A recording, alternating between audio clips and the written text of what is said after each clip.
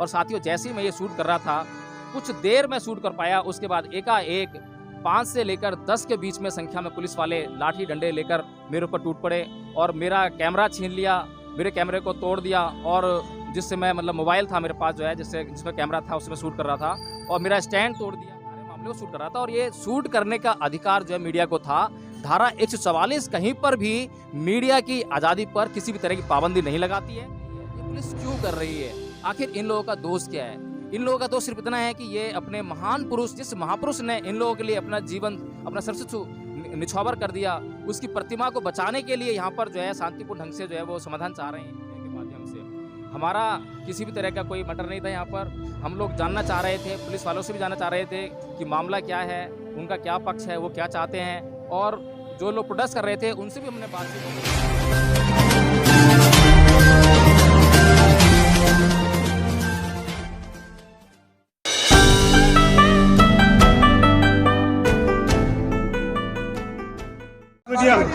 तो देखिए, आप देख सकते हैं जिस तरह से अभी अभद्र भाषा का भी इस्तेमाल किया जा रहा है पुलिस प्रशासन की तरफ से, माँ बहन की गालियां दी जा रही हैं। इसी से आप समझ सकते हैं। ये देखिए, ये देखिए, ये देखिए, ये देखिए आप, अरे मार क्यों रहे हो? ये देखिए आप, इसी से समझ सकते हैं कि पुलिस की जो गुंडागर्दी है वो कितनी दर्दनाक है।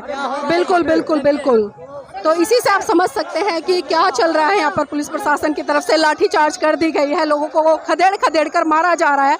और खासकर जो बात है यहाँ पर, मैं अरविंद केजरीवाल जी से भी कहना चाहूँगी, केंद्र सरकार से भी, जी देखिए कितने बुजुर्ग हैं, उनको किस तरह से मारा जा रहा है और किस तरह से महिलाओं को भी खदेड़ खदेड़ कर मारा जा रहा है। और यहाँ पर जो माँ बहन की गालियाँ हैं वो कितने गंदे तरीके से दी जा रही हैं। सभ्यता नाम की चीज़ नहीं है। ये अंबेडकर भवन है, लोगों का राइट है, यहाँ पर एक संवैधानिक राइट है कि वो पूरी तरह से सुरक्षित तरीके से संगठित होकर, एकत्रित होकर कर सकते हैं। जी तो सर प्लीज़ प्लीज़, ये मेरा काम है सर, ये मेरा काम है, ये मेरा काम है, ये मेरा काम। नमस्कार साथियों, आज जैसा कि पहले से ही सोशल मीडिया पर ये प्रसारित हो रहा है कि सेक्टर 7 रोहिणी नाहरपुर में एक अंबेडकर सभागार है, चौपाल है, जहाँ पर कि उसके साथ में एक पार्क है। वहाँ पर एक मूर्ति लगी हुई थी, काफ़ी पुरानी मूर्ति लगी हुई थी। उस पर काफ़ी लंबे समय से विवाद चल रहा था। हाई कोर्ट में वो विवाद पेंडिंग था। पिछले कुछ दिनों में हाई कोर्ट ने वो ऑर्डर पास किया और उस ऑर्डर को इम्प्लीमेंट करते हुए यहाँ जो प्रशासन था उसने रात को 4 बजे, यानी सुबह 4 बजे कहेंगे इसको, लेकिन अंधेरा था इसलिए रात कहेंगे, तो रात के अंधेरे में सुबह 4 बजे जो प्रशासन है उसने पुलिस की सहायता से उस मूर्ति को वहाँ से हटाने का काम किया। और जब इस बात के बारे में अम्बेडकरवादी लोगों को पता लगा तो अम्बेडकरवादी लोग इस चौपाल पर इकट्ठा हुए और उन्होंने शांतिपूर्ण ढंग से प्रोटेस्ट करने का प्रयास किया। हालांकि यहाँ पर पुलिस के द्वारा धारा 144 लगा दी गई थी, उसकी चेतावनी काफ़ी दी जा रही थी, लेकिन जो लोग यहाँ पर इकट्ठा थे वो बड़े शांतिप्रिय ढंग से जो है वो अपनी मांग को रखने के लिए वहाँ पर बैठ गए थे कि हम यहाँ पर धरना प्रदर्शन करेंगे, हम किसी भी तरह की एग्रेसिव कार्रवाई यहाँ से उसको ना तो करेंगे और ना ही उसको किसी भी तत्व के द्वारा अंजाम होने देंगे। और किसी भी तरह से उसमें कहीं पर भी कोई एग्रेसिवनेस नहीं थी, कहीं पर भी धारा 144 का जो सिस्टम था उसका एक तरह से कहें तो उल्लंघन नहीं था। और साथियों, जैसे ही वो जो प्रोटेस्ट चल रहा था उस प्रोटेस्ट को ख़त्म करने के लिए, समाप्त करने के लिए, या फिर लोगों को इकट्ठा ना होने देने के लिए पुलिस बड़ी भारी मात्रा में यहाँ पर इकट्ठा हुई। और इकट्ठा होने के बाद उन्होंने जो प्लानिंग की, एक योजना बनाई, और उस योजना की भनक यहाँ के जो लोग प्रोटेस्ट कर रहे थे उनको बिल्कुल भी नहीं लग पाई। और हम लोग यहाँ पर जब हमें पता लगा तो हम लोग जो है इस सारे मैटर को कवर करने के लिए आए थे मीडिया के माध्यम से। हमारा किसी भी तरह का कोई मैटर नहीं था यहाँ पर। हम लोग जानना चाह रहे थे, पुलिस वालों से भी जानना चाह रहे थे कि मामला क्या है, उनका क्या पक्ष है, वो क्या चाहते हैं, और जो लोग प्रोटेस्ट कर रहे थे उनसे भी हमने बातचीत की कि वो क्या चाहते हैं, उनका क्या पक्ष है।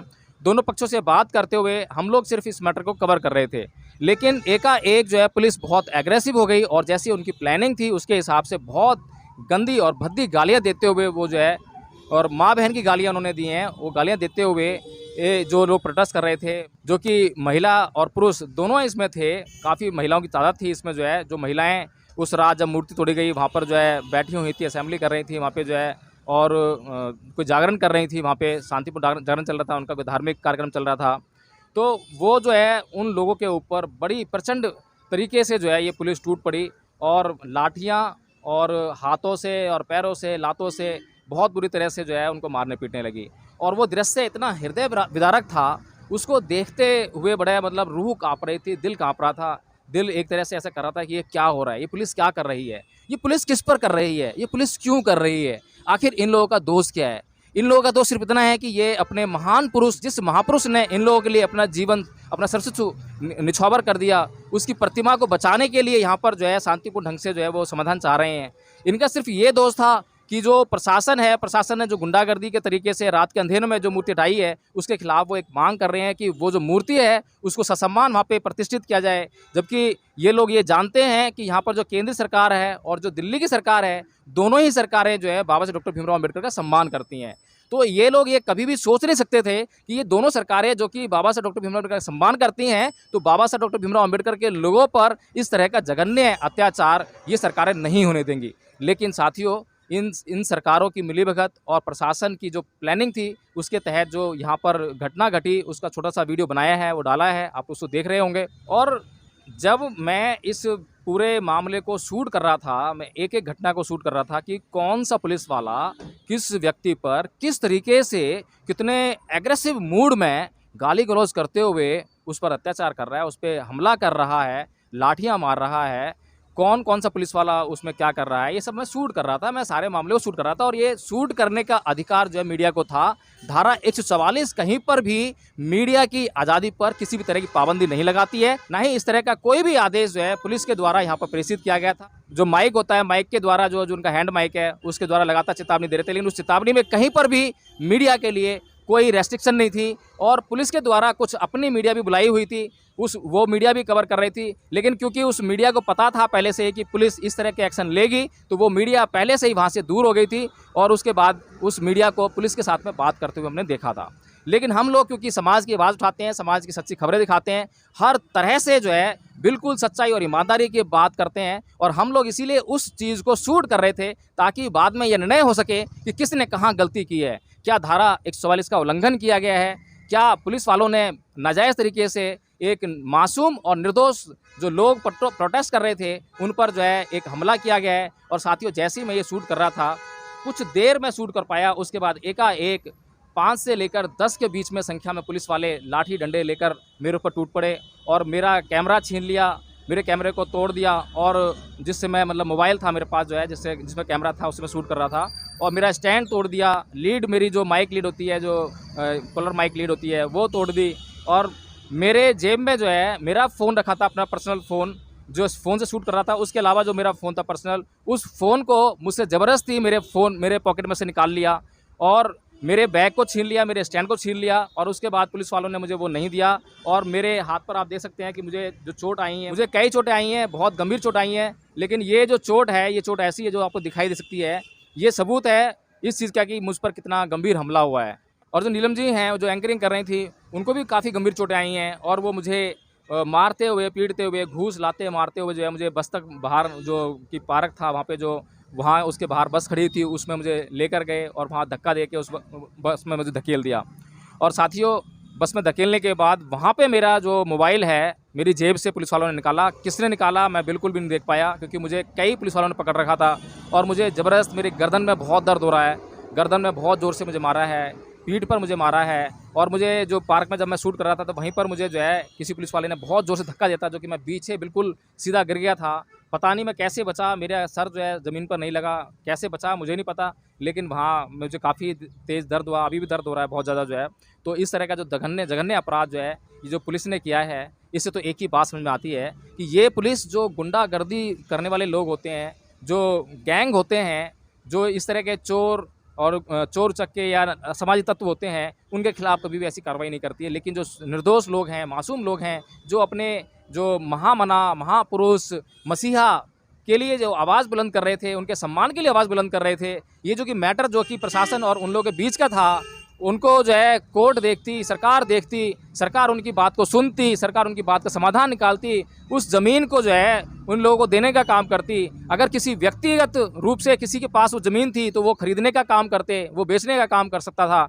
बहुत सारे समाधान थे जिससे कि इस मैटर को जो है शांतिपूर्ण तरीके से सुलझाया जा सकता था, और परम पूज्य बाबा डॉक्टर भीमराव अम्बेडकर का जो सम्मान था, वो सम्मान यहाँ से उनकी मूर्ति लगाकर उस सम्मान को बचाया जा सकता था। लेकिन इस देश की कोई भी सरकार जो मनवादी है, वो कभी भी जो है इस तरह से जो बाबा साहब का सम्मान है उसको बचाने का काम नहीं करती है। बाबा साहब का नाम जरूर लेंगे लेकिन बाबा साहब का जो सम्मान है उसको स्थापित करने का काम नहीं करती है। इस बात को समझना पड़ेगा। और इस प्रोटेस्ट में साथियों पुलिस जो है जितने भी वहाँ पर लोग थे उनको दौड़ा कर पहले तो उनको पीटा, ऐसे नहीं पकड़ा कि बस पकड़ा और बस में डाल दिया, उनको दौड़ा कर पीटा। उनको जो डंडे उनके हाथ में थे वो भाजी उनके ऊपर जो है, और लात घूसे बहुत बुरी तरह से मारे हैं। पुलिस वालों को आप देख सकते हैं कि उनकी काठी कैसी होती है और उनके घूसे कितने भारी भरकम होते हैं।